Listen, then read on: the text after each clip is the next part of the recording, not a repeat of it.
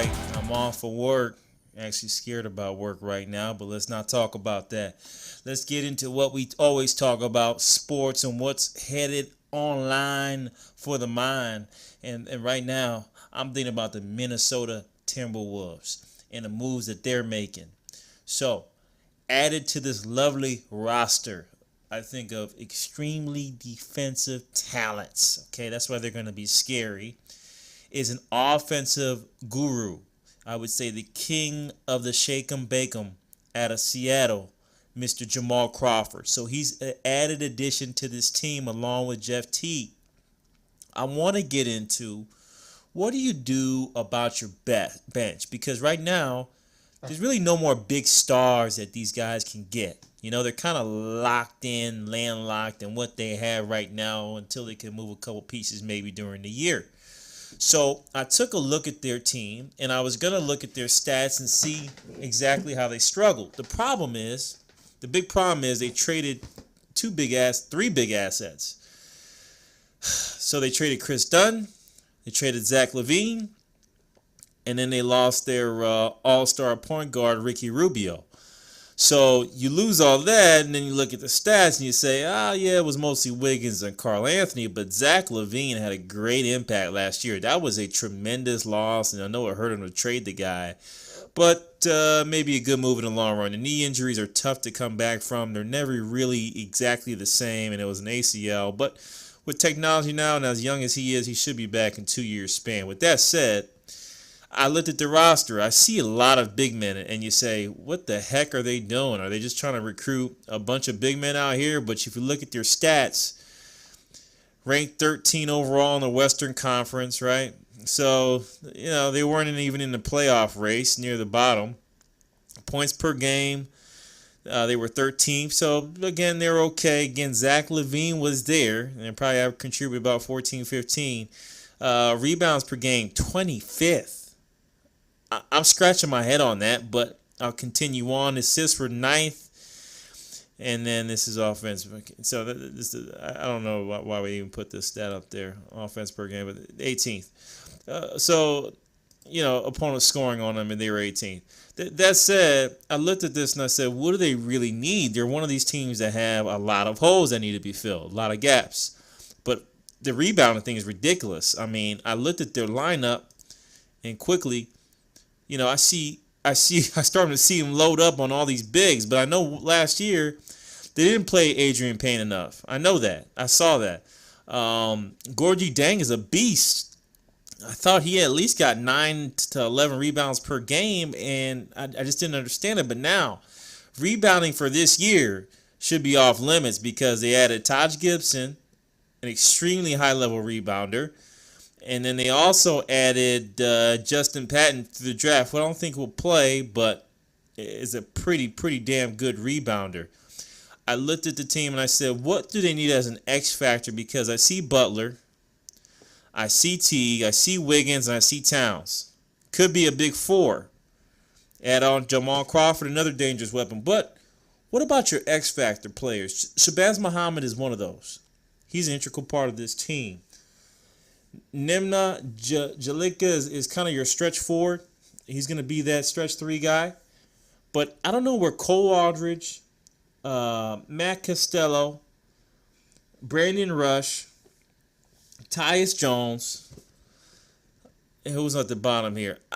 I'm not saying they're bad, but I don't know how they fit in the nucleus. I don't want to look at where they're signed at, but I was doing a hypothetical on what they actually need to actually make a good run. And I said, let me check free agent-wise. I don't like their backup point guard situation right now. I love Jeff Teague. I know people are talking about Kyrie Irving trade, but you got to realize Jeff Teague is a high-level player, took his team to the playoffs with the Atlanta Hawks. Very high level. If he's on his own team, I'm not saying he's Kyrie Irving, but you know what? I say he's 85% of Kyrie Irving. And in some situations, better, a bigger guard, better defender. Be careful for what you ask for. You got to realize who you're dealing with. Jeff Teague is an extremely high-level player, and I like him as point guard. So I like him as a starter, but he needs some help, right? He needs some help. Tyus Jones may not do it now. He's not ready. The best available to me, the obvious, are Ty Lawson and Brandon Jennings. They're the best free agents available. A couple others to note is I saw that Trey Burke was available as well. So you look at Trey Burke and you say, okay, he's another player that they could add. He's young. But really, I said defensively and rebounds. If you want to continue with that hodrum, there's two players that I look at and say, you know what? Why don't you take a risk, a cheap risk, and look at these two? First one is at point guard Demetrius Jackson. He just got waived by the good old Celtics. Let him go.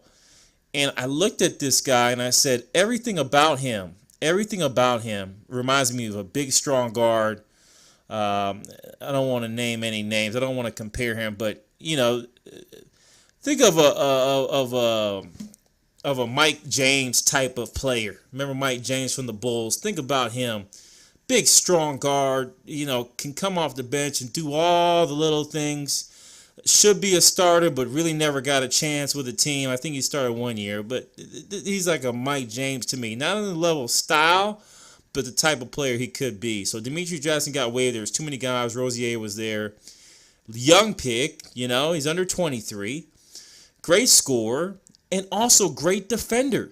Has the weight.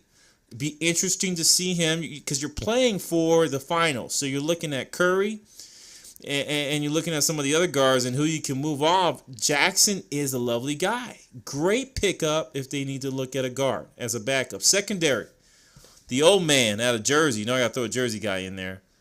I really like Randy Foye. Randy Foye didn't live up to what he could have been. I had him billed as a Chauncey Billups type of player. Injuries, wrong coaching. There's a lot of things that play into making a kid a star. Had a really bad run with the Thunder 1 year when he finally got the chance to play for a contender. Just couldn't knock down a shot. But defensively, which we're going to see in a minute, Randy was there. He's a pretty good shooter once he gets his rhythm. Another ring general with experience, playoff experience as well.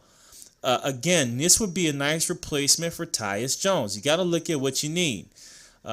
These are two potential big guards I think that can guard, and they play this style that the coaching for the Minnesota Timberwolves would like, and we know that their new coach is a hardball, and I think he plays perfectly into that rhythm that they like to play in.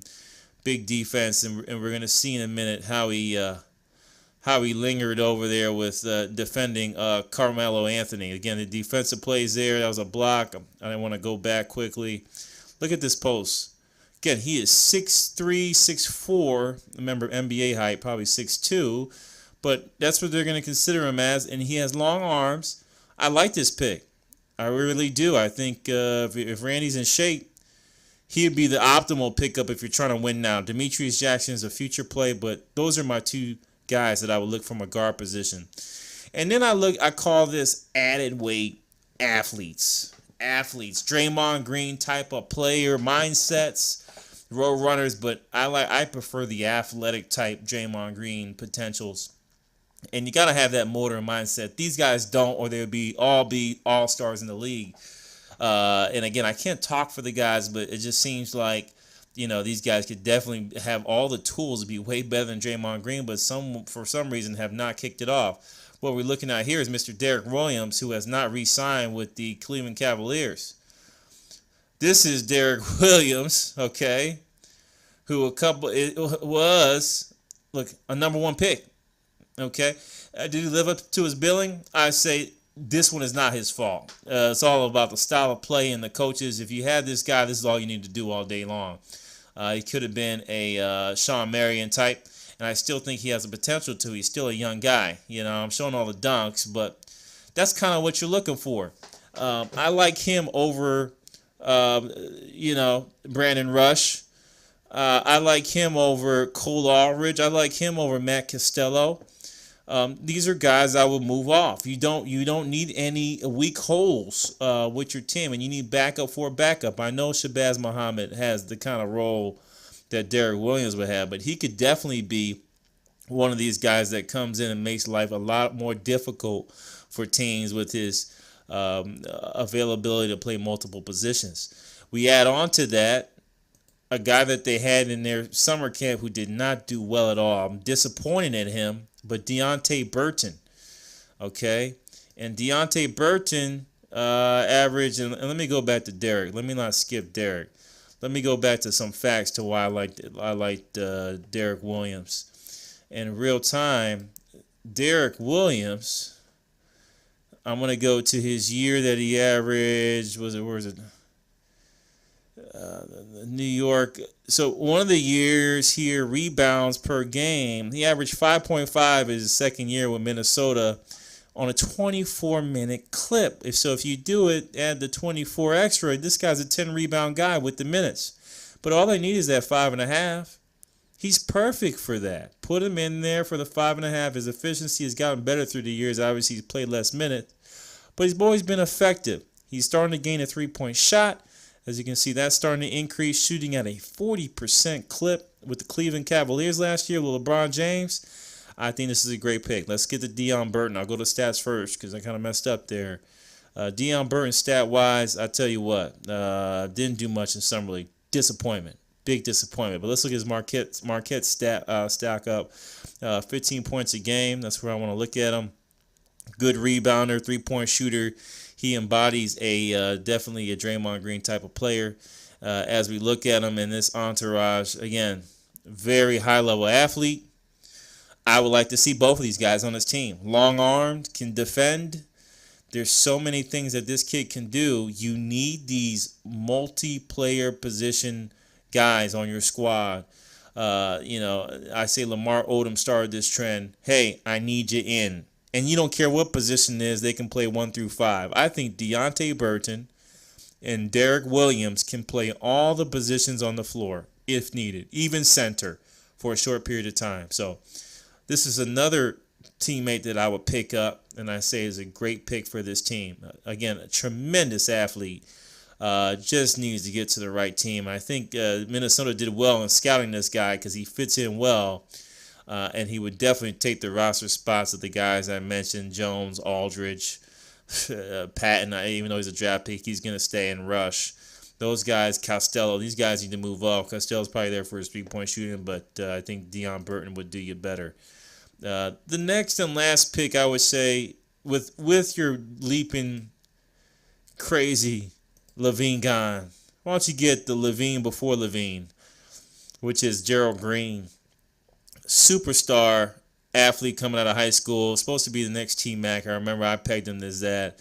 Never really got it going with a team, except 1 year. Believe it or not, on the Phoenix Suns, where the highlights are showing, averaged 15, 16 points a game. You got a glimpse of what he could do if you got the minutes. It's all about minutes, folks, and how efficient you are and if they're going to play you. Then he went to the Celtics and they gave him nothing. I didn't understand that. Didn't play late in the year with the Phoenix Suns. I didn't understand that as well. Didn't really have an attitude, but he hated not playing, so I saw him a little bit grumpy on the bench. But again, you want to show up your bench a little bit. I don't like their backup shooting guards right now. As a matter of fact, I don't see any that I'm afraid of. I don't see any. And Jamal Crawford comes in, he'll be that scoring punch, but they need one more to back up Butler. I like Gerald Green. Change of pace, will score off the bench. And I think that solidifies them to go into the season. Those are the picks I would kind of look at moving forward because, again, it's a tough league. It's a league that you need some athletes to mess with the Golden State Warriors. They are missing a big man to kind of handle Kevin Durant, but sometimes you got to let him go. But these are some of the players I think would cause some disruption if played. And I think Thibodeau really needs to look at these three, especially Burton, Green, and Williams as potential fillers. And then as the backup, Demetrius Jackson, Randy Foye. Let me know your thoughts. This is Minnesota overview. I think they're going to make the playoffs, but they need to shore up these bench pieces. They need some excitement, and I don't see it on the bench. And those are players that can be picked up for cheap and let things run. If you want to go the traditional route, you know the two, right? Lawson or Brandon, they're there. Go pick them up as a backup. They'll do what they need to do. They've been consistent. But I like Demetrius Jackson and Randy Foye as the X factors. Bigger guards, better defensively. Leave your thoughts. Off Work Sports. I'm out of here.